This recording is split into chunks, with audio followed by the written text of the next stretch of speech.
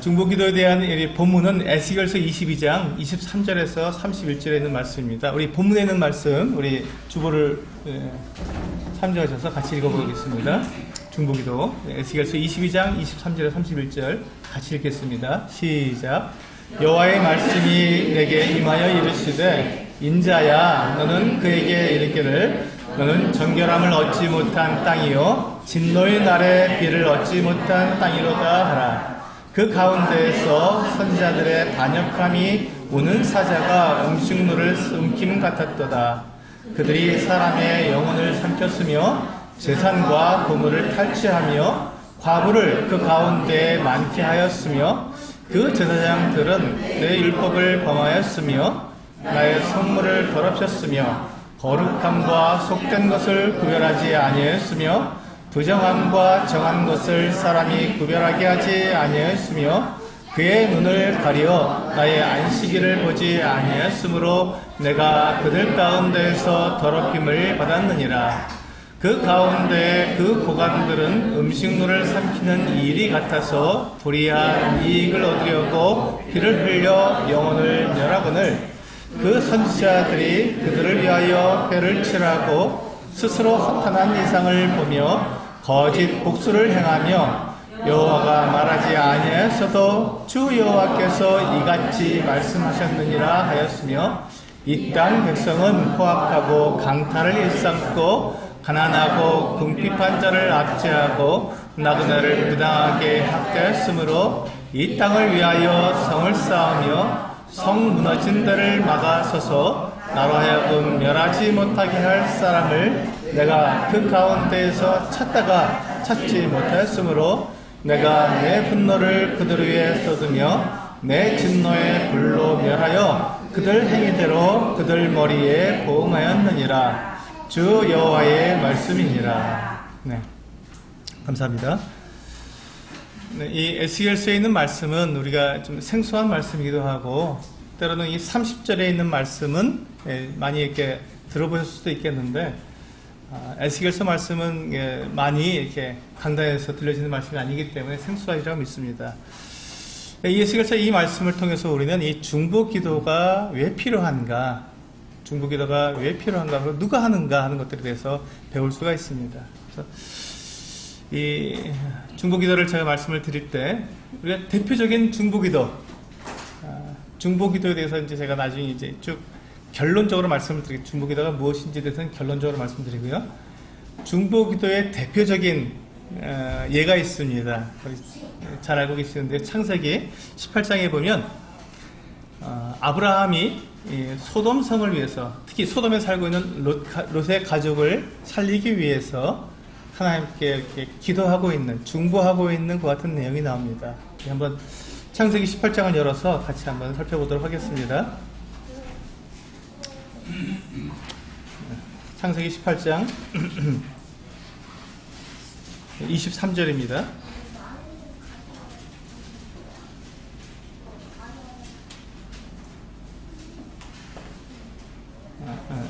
18장 16절, 네, 16절부터 봐야겠죠? 창세기 18장 16절. 창세기 18장 16절입니다. 네, 그 사람들이 거기서 일어나서 소돔으로 향하고 아브라함은 그들을 전송하러 함께 나가니라. 17절. 여호와께서 이르시되 내가 하려는 것을 아브라함에게 숨기겠느냐 하고 말씀하십니다. 이 사건이 어떤 사건이냐면요, 이제 소돔과 고모라가 그 죄악이 너무 커서 하나님께서 이제 그 소돔과 고모라를 심판하시기 전에 하나님은 공의로우시기 때문에 하나님께서 그들을 그 모습을 직접 확인하시고, 그래서 그들의 그 같은 모습에 대해서 하나님께서 정확하게 심판하시기 위해서 오셨습니다. 오셨을 때 이제 이 아브라함을 먼저 만나시고 아브라함에게 하나님께서 하시는 일, 이 소돔과 고모라를 멸망하시는 그 일에 대해서 미리 말씀해 주시는 그 같은 장면입니다. 근데 여기서 보시면 우리 17절에서 읽으신 것처럼 내가 하려는 일을 아브라함에게 숨기겠느냐 하고 하나님께서 이 아브라함에게 자기의 뜻을 나타내 보이시는 거예요. 그래서 우리가 이 중보 기도를 할 때 대단히 중요한 한 가지 그 원리가 있습니다. 중보 기도는 하나님의 뜻 안에서 기도를 해야 합니다. 하나님의 뜻 안에서 하나님의 뜻을 알고 하나님의 계획을 알고 그 계획에 대해서 하나님 앞에 기도할 때 그것을 중보 기도라고 합니다. 하나님의 뜻과 상관없이 내가 원하는 것을 그대로 그냥 기도하는 것은 중보 기도라고 하지 않습니다. 왜냐하면 이 중보라는 말에 그 의미가 있기 때문에 그렇습니다. 중보라는 말이 무엇이죠? 중보. 중보자라고 말을 하는데 중보가 뭡니까? 예, 뭐 우리 잘 알고 있지 가운데 중자. 예, 그래서 가운데 끼는 것을 말합니다. 하나님과 사람 사이의 중간에 껴서 하나님께 이 사람을 대신해서 기도하는 것, 이 사람을 위해서 기도하는 것을 말합니다. 그런데 우리가 하나님과 사람 사이의 중간에 끼어서 기도를 하는데 이것이 왜 필요하냐면요. 제가 이제 하나님의 뜻을 분명히 알아야 된다고 말씀드렸지 않습니까? 이게 왜 필요하냐면, 이것을 예를 들면, 우리 이제 이 중보자에 대해서 가장 우리가 이해하기 쉬운 그 사람이 누구냐면, 부동산 중개인입니다. 부동산 중개인. 여러분, 부동산 중개인 하면 금방 떠오르시죠? 자, 부동산 중개인이 어떤 일을 합니까? 예. 그 건물을 팔려는 사람과 건물을 사려는 사람 중간에 끼어서 두 사람 사이에 서로의 그 요구하는 바를 서로 이렇게 조절해 맞춰주지 않습니까? 그래서 팔려는 사람은 더 많이 받으려고 하고, 예, 사려는 사람은 덜 주려고 하는데 그것을 서로 입장차를 이야기하고 서로 중재를 해서 이렇게 합당하게 서로가 윈윈하는 계획을 할 수 있도록 도와주는 사람을 중개인이라고 합니다. 중보자도 똑같습니다. 이 하나님의 계획과 사람의 이 필요가 있습니다. 하나님의 계획과 사람의 필요 사이에 사람이 들어가서 하나님의 계획 가운데에서 이 사람을 위해서 기도하는 것. 그래서 하나님의 계획을 알지 못하고는 결코 사람을 위해서 중보할 수가 없습니다. 하나님이 어떤 계획을 가지고 계신지, 하나님께서 무엇을 원하시는지를 알아야 하나님의 계획에 맞는 사람의 필요를 서로 이렇게 서로 맞춰갈 수 있다는 것이죠. 중보자는 바로 그와 같은 일을 합니다. 지금 이제 오늘 우리가 이 아브라함을 통해서 아브라함이 어떻게 중보하는지 그 내용을 보시면 이해가 금방 되실 것입니다. 이 아브라함이 이제 그와 같이 하나님께서 이 소돔을 심판하러 가신다라는 말을 들었을 때 이제 아브라함이 생각이 났습니다. 누가 생각이 났을까요? 소돔에 살고 있는 롯이 생각이 났습니다. 그래서 이 소돔성이 멸망하게 된다면, 심판을 받게 된다면 반드시 이 롯도 죽게 될 텐데, 하나님의 그 계획을 알고 있기 때문에 이 아브라함이 그 계획에 대해서 하나님 앞에 중보를 하기 시작했습니다. 그리고 이제 이 아브라함이 이제 이 소돔성을 위해서 중보를 하는데 이렇게 기도를 합니다. 이렇게 말을 합니다.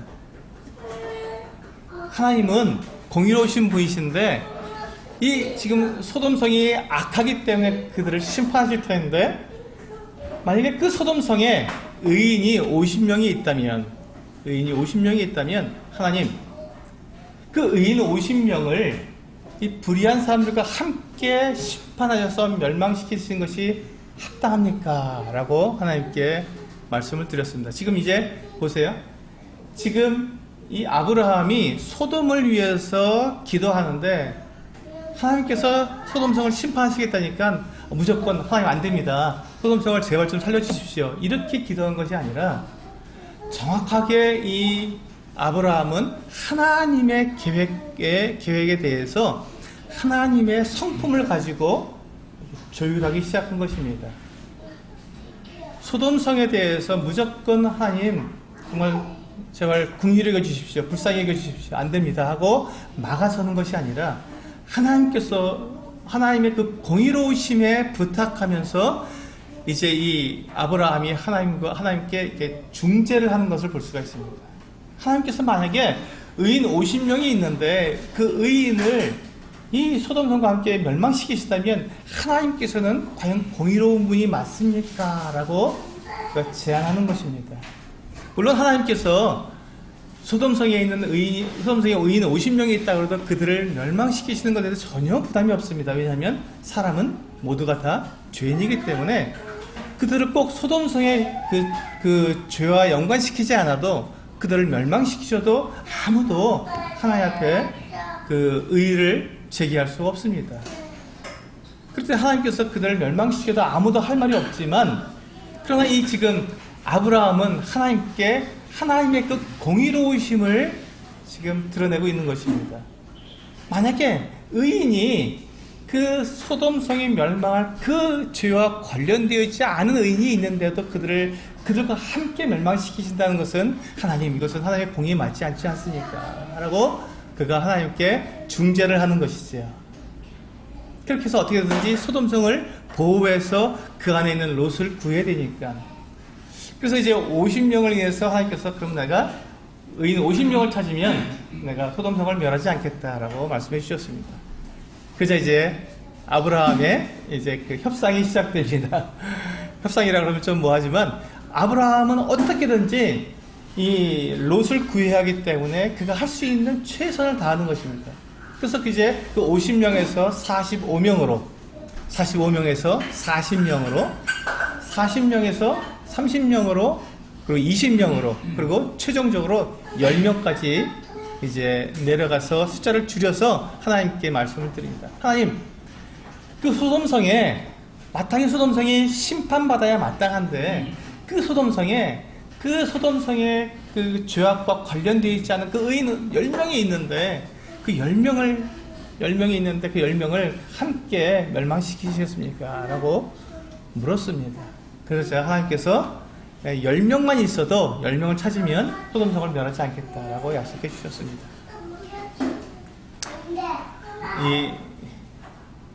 이 아브라함은 하나님께 10명을 말씀을 드린 것입니다. 이 10명을 통해서 이제 하나님께서 그 의인 10명을 찾으면 하나님의 공의로우심이 결코 그들을 멸하지 않겠다는 약속을 받으신 것이죠. 받아낸 것이죠, 이 아브라함이.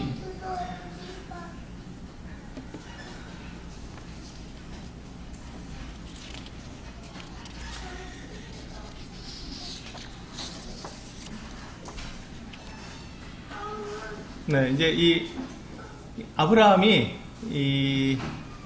그 하나님께 기도할 때 지금 아브라함의 마음 가운데 하나님에게 공의로우심을 이렇게 말씀드리는 그 방법이 어떤 그 원리를 사용했냐면 소돔성이 멸망받지 않아도 될 만큼 그런 가능성이 있다.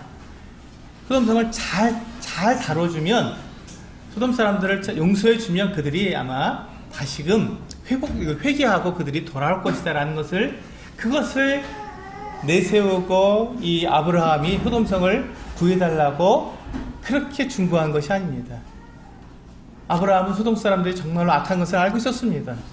그도 그 소돔 바로 주위에 살았기 때문에 소돔 사람들이 얼마나 악한지 분명히 알고 있었습니다. 그런데 이 아브라함이 하나님께 구한 것은 소돔 사람들의 가능성 때문이 아니라 그 안에 있는 의인 10명 때문이었습니다. 그런데 의인이 있다면 하나님 그 의인들을 인해서 그들을 멸망해서 구해주십시오라고 요청한 것입니다. 그런데 하나님은 소돔성에서 10명을 찾으셨습니까?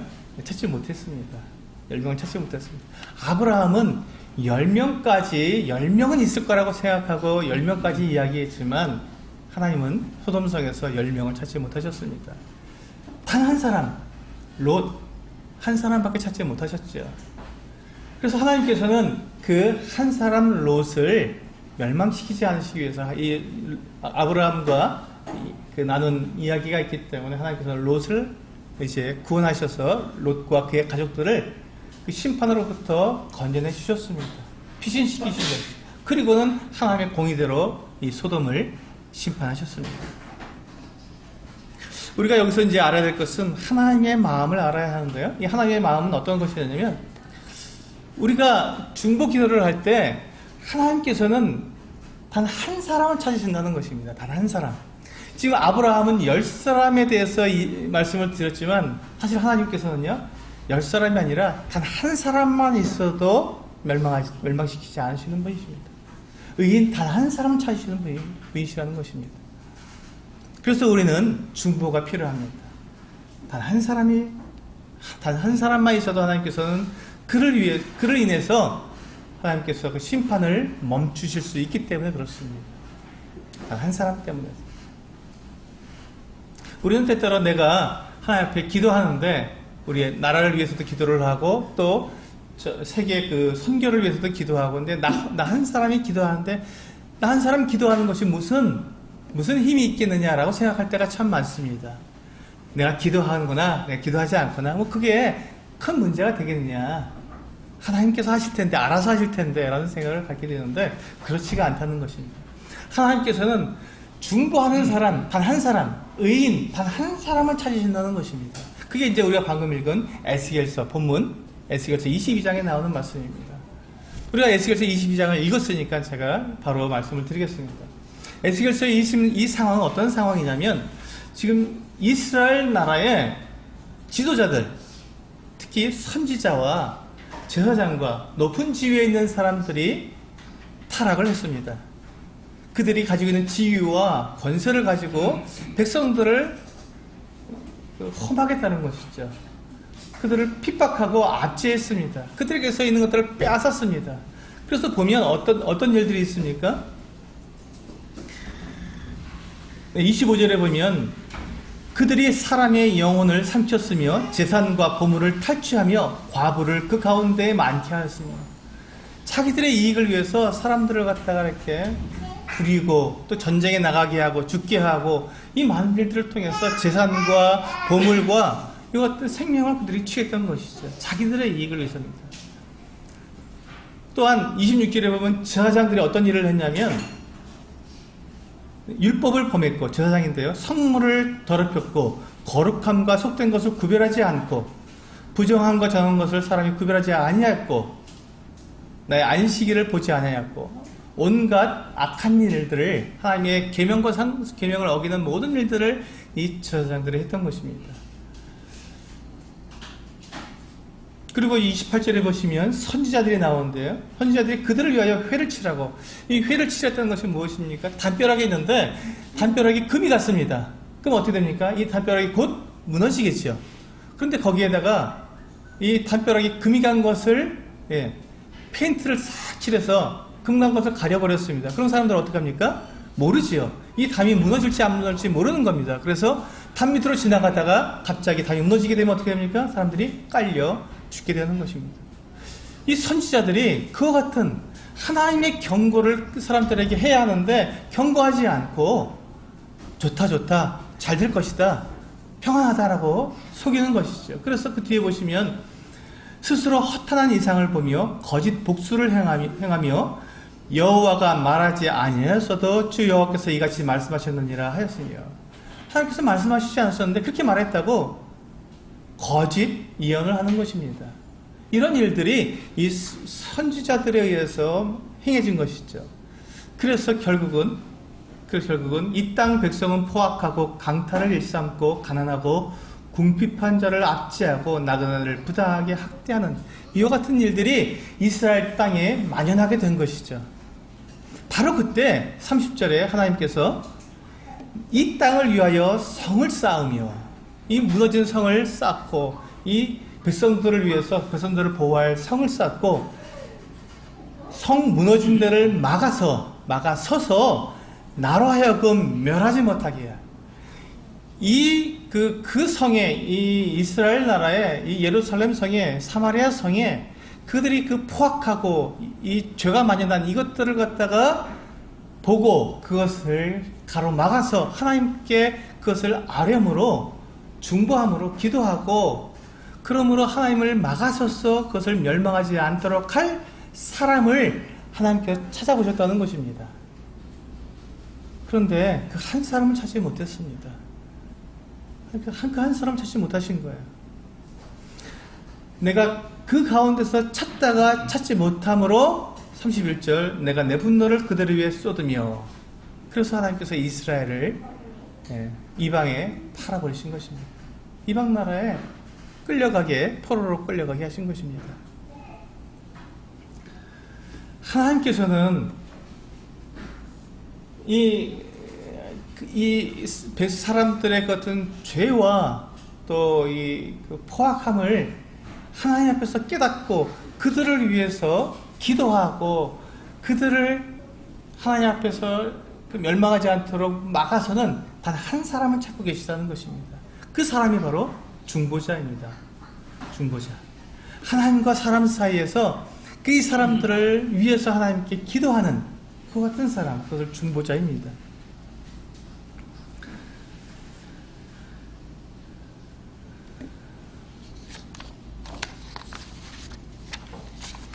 이렇게 하나님의 뜻을 알고 하나님의 성품을 알고 또한 이 백성들의 죄악을 알고 그들의 죄를 회개하며 자백하며 하나님의 그 자비와 긍휼을 구하는 사람이 중보자이며 중보 기도자입니다. 제가 지금 이 중보자를 계속 말씀드리고 있죠. 이유가 있습니다. 중보자는요, 중보 기도를 하는 사람은 그가 중보자여야 합니다. 중보 기도를 하는 사람은 그가 중보자여야 한다는 것입니다. 이 사실이 오늘 제가 이 중보 기도의 가장 핵심적인 말씀입니다. 우리는 중보 기도를 하면서 나는 중보자가 되지 않습니다. 우리는 중보자가 되지 않은 채 우리는 하나님께 중보 기도를 드립니다.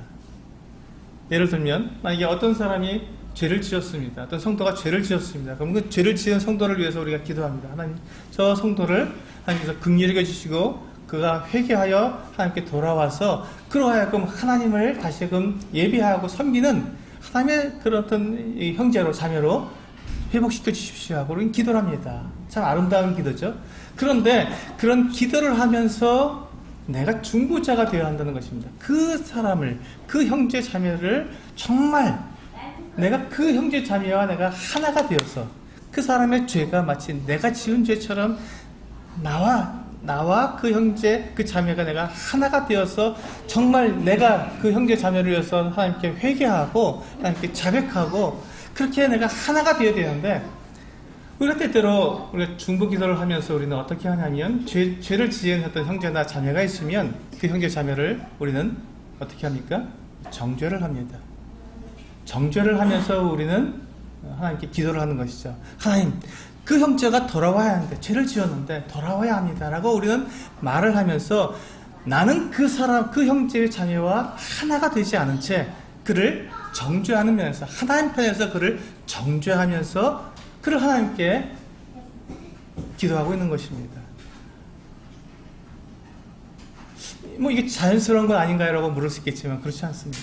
하나님은 우리가 중보 기도를 한다면 내가 그 사람과 하나가 되는 중보자가 되지 않고는 그 기도가 아무 소용이 없다는 것입니다. 내가 기도를 하면서 내가 그 사람과 하나가 되지 못하다면 우리는 중보 기도할 자격이 없다는 것입니다. 내가 그 사람을 정죄하고 있고 내가 이미 그 사람에 대해서 심판하고 있는데 나는 이미 내가 하나님의 자리에 서서 하나님 대신 벌써 그 사람을 정죄하고 있으면서 그 사람을 위해서 기도한다는 것이 말이 안 된다는 것이죠. 하나님 그것을 원치 않으신다는 것입니다. 하나님의 그 심판은 하나님께서 하시는 것이고 정죄는 하나님께서 하시는 것이기에 우리는 그것은 하나님께 맡겨드리고 우리는 그 죄를 지은 형제, 죄를 지은 자매 편에 서서 그와 하나가 되어서 그를 위해서 하나님께 자백하고 회개하고 하나님께 긍휼을 구하는 것이 진정한 중보기도라는 것입니다. 그래서 우리는 출애굽기 32장에서 한번 보시겠습니다. 출애굽기 32장 모세가 하나님께 중보기도하고 있는 모습입니다. 출애굽기 32장 30절입니다.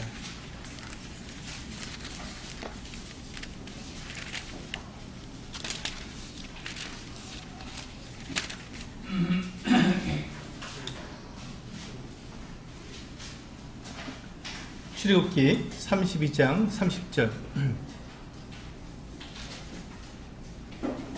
네. 출애굽기 32장 30절로 35절까지 네, 같이 읽겠습니다. 한 목소리 읽겠습니다. 시작. 이튿날 모세가 백성에게 이르되 너희가 큰 죄를 범하였도다. 내가 이제 여호와께 올라가노니 혹 너희를 위하여 속죄가 될까 하노라 하고 모세가 여호와께 다시 나아가 여짜오되 슬프도소이다. 이 백성이 자기들을 위하여 금신을 만들어 싸우니 큰 죄를 범하였나이다. 그러나 이제 그들의 죄를 사하시옵소서. 그렇지 아니하시오면 원하건대 주께서 내 이름을 지워버려 주옵소서. 여호와께서 모세에게 이르시되 누구든지 내게 범죄하면 내가 내 책에서 그를 지워버리리라. 이제 가서 내가 내게 말한 것으로 백성을 인도하라. 내 사자가 내 앞서 말한 것으로 그러나 내가 보응할 날에는 그들의 죄를 보응하리라. 여호와께서 백성을 치시니 이는 그들이 아론이 만든 바 그 송아지를 만들었음이더라.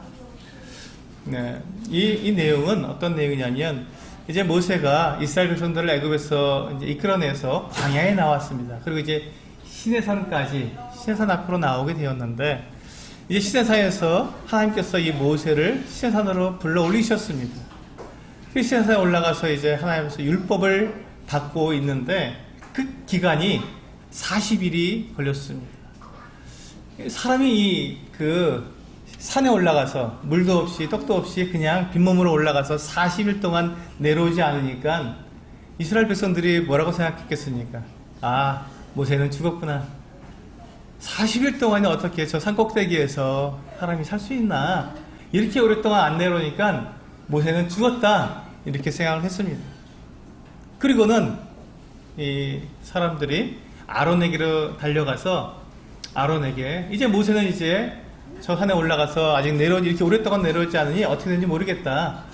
그러니 이제 우리를 인도할 신을 만들어 달라고 아론에게 사람들이 주장을 하게 되었습니다. 그러자 이 아론이 백성들에게 너희가 이 금 귀고리를 다 빼서 내게 갖고 와라. 그러니까 사람들이 금 귀고리를 빼다가 이 아론에게 갖다 주었습니다. 그래서 아론이 그것으로 가지고 녹여서 금송아지를 만든 것이죠. 그리고는 사람들이 그 금송아지를 향해서 이 금송아지가 바로 우리를 애굽에서 건져낸 여호와다라고 말하면서 그 앞에서 먹고 마시고 뛰놀았습니다. 우상을 섬기게 된 것이죠. 근데 이 40일 후에 모세가 이 십계명 두 돌판을 가지고 시내산에서 내려오게 된 것입니다.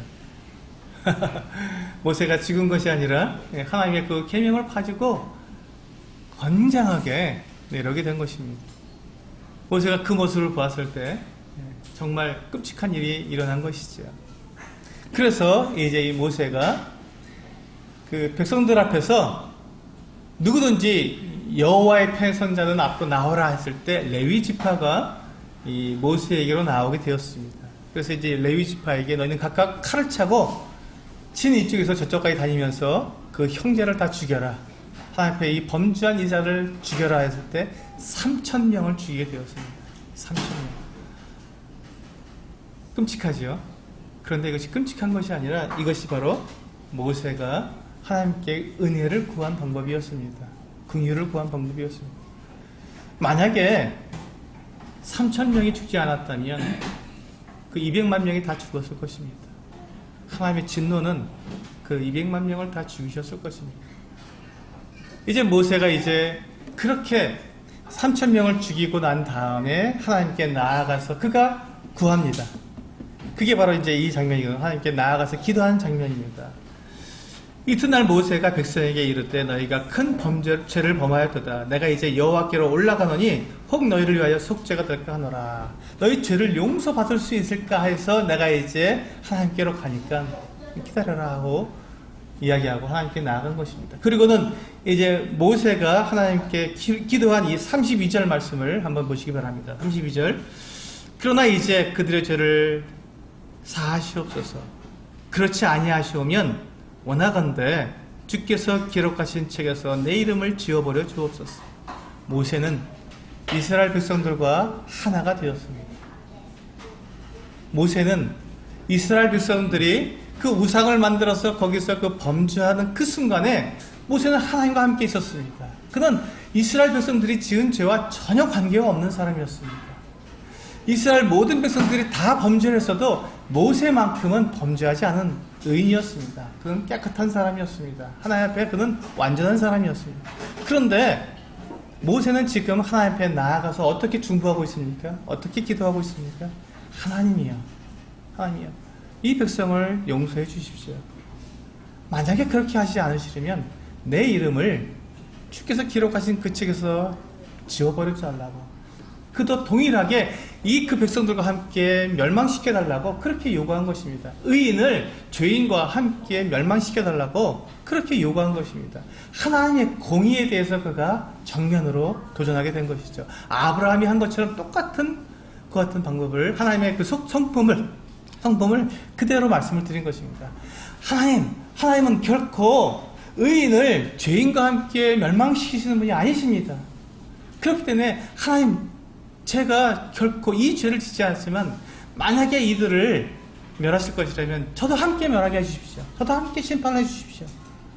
그래서 이 모세는 그 백성들과 자기가 하나가 되었던 것입니다. 이 이스라엘 백성들을 그가 정죄하는 입장에 선 것이 아니라 이스라엘 백성들의 죄와 함께 그가 함께 그 자리에 서서 하나님 앞에 그 죄를 자백하고 하나님께 회개하고 용서를 구한 것입니다. 이것이 중보입니다. 이것이 중보입니다.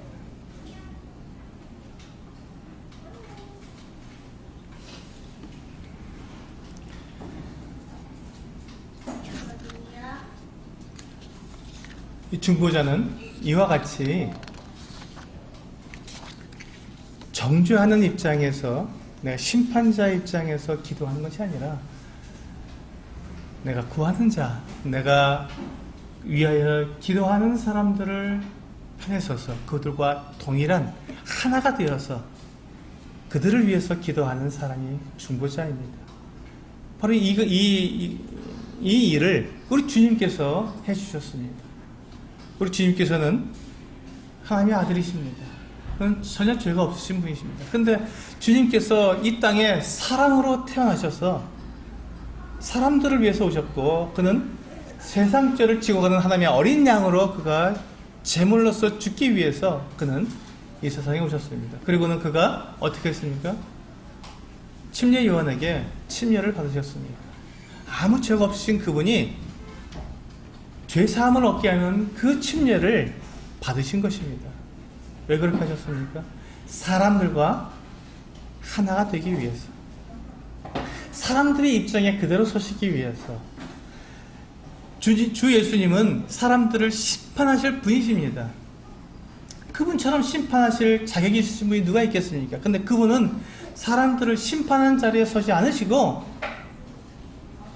사람들의 죄를 위해서, 사람들의 죄와 동일하게 사람들의 죄를 자기에게 짊어지시고 그리고 십자가에 달리시던 그 같은 분으로서 침례를 받으신 것입니다. 마치 본인이 주님께서 세상 모든 사람들의 죄에 대해 책임이 있는 분으로서 그렇게 침례를 받으신 것이죠. 이것이 바로 주님께서 하나님과 사람 사이에서 유일한 중보자가 되실 수 있는 근거입니다. 주님께서 어떻게 해서 중보자가 되셨습니까? 우리의 편에 서셨기 때문에, 우리와 같은 입장에 서셨기 때문에 그분은 우리를 위한 중보자가 되실 수 있었던 것입니다. 그래서 주님께서 하시는 그 중보기도는 합당한 것입니다. 하나님께서 그 중보기도를 받으시고 아버지여 저들을 사하여 주옵소서, 저들이 하는 것을 알지 못함이니이다 하는 주님의 이 중보기도를 통해서 주님은 우리를 구원해 주신 것입니다. 우리의 그 정말 하늘에 닿기까지 쌓아둘 수밖에 없는 그 큰 죄악들을 모두 다 사해 주시고 우리를 하나님의 자녀로 받아주신 그 이유가 예수 그리스도의 이와 같은 중보 때문에 가능했던 것입니다.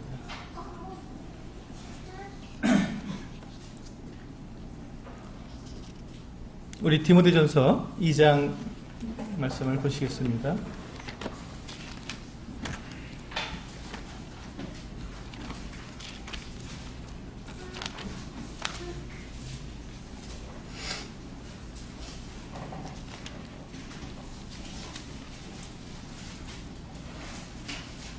디모데전서 2장 1절부터 6절까지입니다.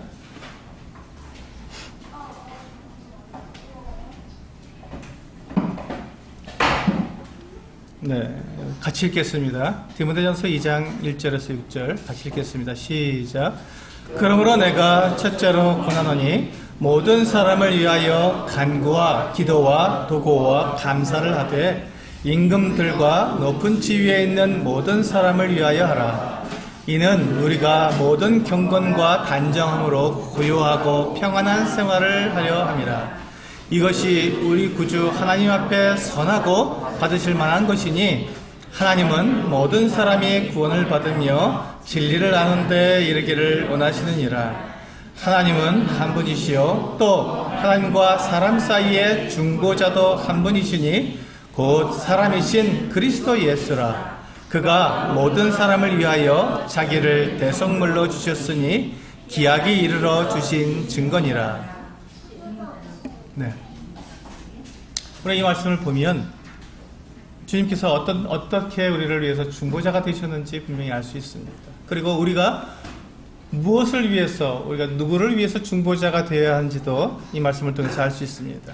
여기 보시면 내가 첫째로 권하노니 모든 사람을 위하여 간구와 기도와 도고와 감사를 하라고 되어 있습니다. 우리 모든 사람을 위해서 우리는 중보 기도자가 되어야 합니다. 그런데 특별히 2절에 보시면 임금들과 높은 지위에 있는 모든 사람을 위해서 하라고 말씀하고 있습니다. 여기에서 우리가 굉장히 중요한 건 한 가지, 잊지 말아야 할 한 가지가 있습니다. 우리는 이 나라를 위해서, 이 나라 위정자들을 위해서 기도해야 합니다. 그들을 위해서 기도해야 합니다. 그들을 위해서 우리는 중보 기도를 해야 합니다. 우리 중보 기도를 한다면 우리는 무엇이 되어야 한다고요? 중보자가 되어야 합니다. 그들과 내가 하나가 되어야 한다는 것입니다. 그들이 하고 있는 악한 일과 범죄와 더러운 일을 마치 내가 한 것처럼 내가 아파하고 내가 괴로워하고 내가 하나님께 자백함으로써 그들을 위해서 기도해야 한다는 것입니다. 이 세상에 있는 위정자들은 대부분 다 자기를 위해서 정치를 합니다. 거짓말도 하고요, 속이기도 하고요, 또 사람들에게서 많은 것들을 이렇게 갈취하기도 합니다. 아무도 모르게 법 안에서 그렇게 하지요. 그래서 법을 그렇게 자기들에게 유리하게 만드는 것이니까요. 그런데 그런 사람들을, 그런 위정자들, 그렇게 타락하고 하나님 앞에 정말 악한 위정자들을 위해서 우리가 기도해야 한다는 것입니다. 왜요? 왜 기도해야 할까요? 우리가 그렇게 기도할 때 어떤 일이 있다고 말씀하고 있습니까? 2절에 보시면 우리가 모든 경건과 단정함으로 고요하고 평안한 생활을 하려 합니다. 우리가 고요하고 평안하게 생활하기 위해서 그렇습니다. 근데 이 고요하고 평안하게 사는 것이 왜 우리에게 필요할까요? 왜 이것이 필요할까요? 그것이 바로 그 다음에 나와 있죠. 4절에 나와 있습니다. 하나님은 모든 사람이 구원을 받으며 진리를 아는 데 이르기를 원하시기 때문에 그렇습니다. 만약에 지금 우리나라에 전쟁이 있고 우리나라의 경제적으로 우리나라가 베네수엘라처럼 이렇게 파탄이 되어버렸다면 우리가 복음을 전할 수 있겠습니까? 복음을 못 전합니다.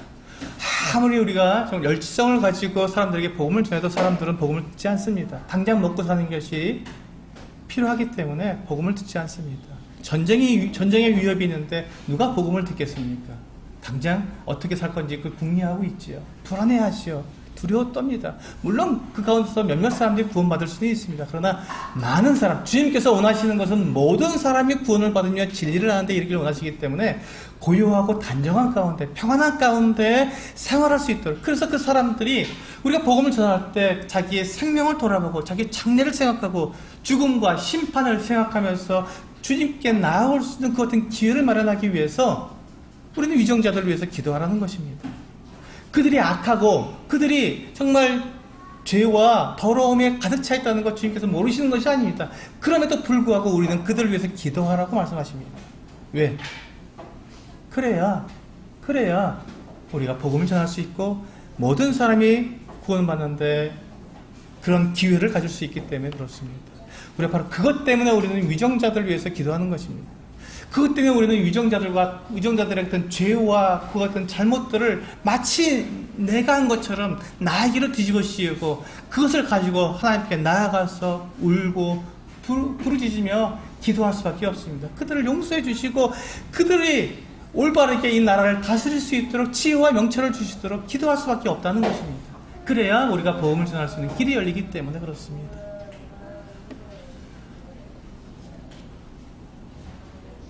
그래서 주님께서도 중보자가 되셨는데 주님께서는 결코 그 대제사장이나 주님을 심판하던 그 대제사장이나 또 서기관들과 바리새인들을 주님께서 그들에 대해서 악담하지 않으셨습니다. 그들이 자격이 없다고 그들을 질시하지 않으셨습니다.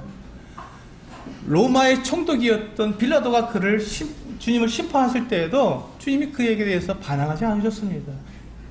왜 그렇습니까? 고요하고 단정한 가운데 주님께서는 행하셔야 하기 때문에 그렇습니다. 사람들을 구원하시기 위해서 오직 그 한 가지 목적 때문에 주님은 그 모든 것들을 다 받으셨던 것입니다. 때때로 우리 그리스도들 가운데서도 사회가 이렇게 어지럽고 힘들 때는 나가서 데모를 해야 한다고 말하는 분들도 있습니다. 성경은 그렇게 말하지 않습니다. 성경은 이 나라의 그 어지러움과 불법과 불의를 보게 된다면 그것을 가지고 데모하라고 하시지 않고 기도하라고 말씀하십니다. 중보 기도하라고 말씀하십니다. 이 나라의 그 어지러움을 마치 나의 죄인 것처럼 하나님께 고백하고 회개하고 내가 먼저 무릎 꿇고 하나님께 그렇게 기도하라고 주님께서는 말씀하시고 그것이 중보 기도입니다. 이것이 중보 기도자의 모습입니다. 그리고 그것이 우리 그리스도인들이 해야 할 모습인 것입니다.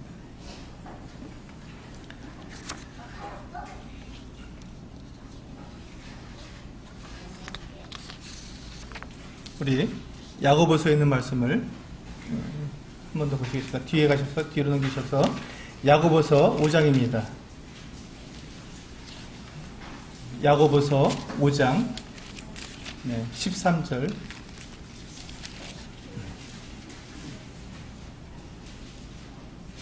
야고보서 5장 13절부터 20절인데요. 제가 읽으면서 설명을 드리겠습니다. 13절입니다. 너희 중에 고난당하는 자가 있느냐? 그는 기도할 것이요. 즐거워하는 자가 있느냐? 그는 찬송할지니라. 참 아름다운 말씀이죠. 고난당하는 사람들이 있다면 그들은 기도해야 합니다. 그리고 우리가 즐거워하는 자가 있으면 그는 찬송을 해야 합니다. 그리고 14절을 보세요. 너희 중에 병든 자가 있느냐? 그는 교회의 장로들을 청할 것이요. 그들은 주의 이름으로 기름을 바르며 그를 위하여 기도할지니라. 우리는 병든 성도들을 위해서는 많이 중보 기도를 많이 하고 있습니다. 근데 성경에서는 이와 같이 말씀하고 있습니다. 너희 중에 병든 자가 있느냐? 그는 교회의 장로들을 청할 것이요. 그들은 주의 이름으로 기름을 바르며 그를 위해서 기도하라고. 장로들을 청해서 장로들에 의해서 중보 기도를 받도록 그렇게 말씀하고 있습니다. 15절에 보시면 믿음의 기도는 병든 자를 구원하리니 주께서 그를 일으키시리라. 혹시 죄를 범하였을지라도 사하심을 받으리라. 여기 보시면 왜 장로들을 청하라고 했는지 그 이유가 나옵니다. 사람들이 병이 들었을 때 그 병이 자연스러운 병일 수도 있습니다. 때때로 그 병에는 죄로 인해서 찾아온 병일 수도 있습니다. 그래서 우리가 병이 들었을 때 장로들을 청해서 기도를 하는 이유는 그가 혹시 죄로 인해서 병이 왔을 경우에 그 죄에 대한 자백을 듣고 그 자백을 통해서 정말 이 장로들이 그 죄를 범한 그 성도의 죄를 장로가 뒤집어쓰고 그리고 마치 장로가 죄를 범한 것처럼 하나님 앞에 기도하기 위해서 중보 기도를 하기 위해서 그렇게 장로들을 청하라고 한 것입니다. 제가 늘 말씀드리지만 장로에게 죄를 고백하는 것은 장로들이 그 죄를 범한 그 성도들을 정죄하기 위해서 그렇게 하는 것이 아닙니다. 용서하기 위한 것이고 장로들은 그 죄에 대한 고백을 들을 때 그것을 나의 죄로 받아들여서 하나님 앞에 내가 회개하고 내가 하나님 앞에 용서받을 자로서 나아가는 사람들이 바로 장로들입니다. 그와 같은 일을 하기 때문에 이 장로들을 불러서 장로들에게 그 병을 낫기 위해서 기도해 달라고 부탁하는 것입니다. 히브리서 13장에 그와 같이 말씀하고 있죠. 장로들은, 너희들 인도한 자들은 마치 너희들을 위해서 영혼을 계산할 자인 것처럼 하고 있는 자라고 이렇게 말씀하고 있습니다. 그렇습니다. 하나님 앞에서 교회 인도자들은 교회 성도들을 대신해서 하나님 앞에서 마치 자기가 계산할 자인 것처럼 그렇게 하나님 앞에 책임을 지고 있는 사람입니다. 그렇기 때문에 성도들이 그 어떤 죄를 고백하게 될 때 그것을 정죄하거나 그것에 대해서 심판하는 것이 아니라 그들의 죄에 대해서 내가 책임을 져야 할 사람으로서, 그리고 내가 회개할 자로서 하나님께 나아가는 것입니다. 그렇게 중보 기도가 되어질 때 바로 그 믿음의 기도, 그것이 바로 믿음의 기도입니다. 바로 그렇게 믿음의 기도로 나아가게 될 때 하나님께서 그 기도를 들으시고 병을 낫게 해줄 수도 있다고 말씀하시고 계신 것입니다. 그래서 16절에 보면 그러므로 너희 죄를 서로 고백하며 병이 낫기를 위하여 서로 기도하라 라고 말씀합니다. 그래서 내가 병이 들었을 때 물론 우리는 자연스럽게 자연스럽게 걸릴 수, 이게 죄에 의해서 우리 감기에 걸리는 것은 아닙니다. 그러나 나에게 어떤 중한 병이 들었을 때 나에게 혹시 그런 죄와 관련된 것이 있지 않은가를 내가 돌아볼 필요는 있습니다.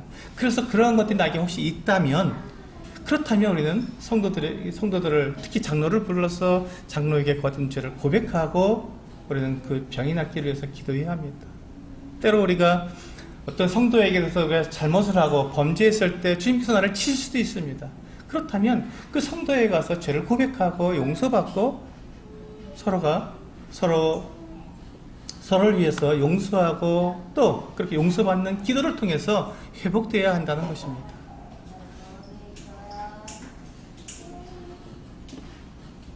이것이 바로 우리가 중보 기도의 모습입니다. 중보 기도는 내가 어떤 성도를 위해서 내가 불쌍히 여김으로써 기도하는 것을 중보 기도로 하지 않고, 다시 말씀드리지만 내가 중보자가 되어서 그 사람의 모든 죄와 모든 잘못과 모든 상황이 다 나에게 그대로 하나가 되어서 나에게 뒤집어쓰임이 되어서 내가 하나님께 그렇게 나아가서 회개하는 자로서 나아가는 것을 말한다는 것입니다. 우리 마지막으로 골로새서 4장 3절 말씀을 보시겠습니다. 골로새서 4장 3절입니다.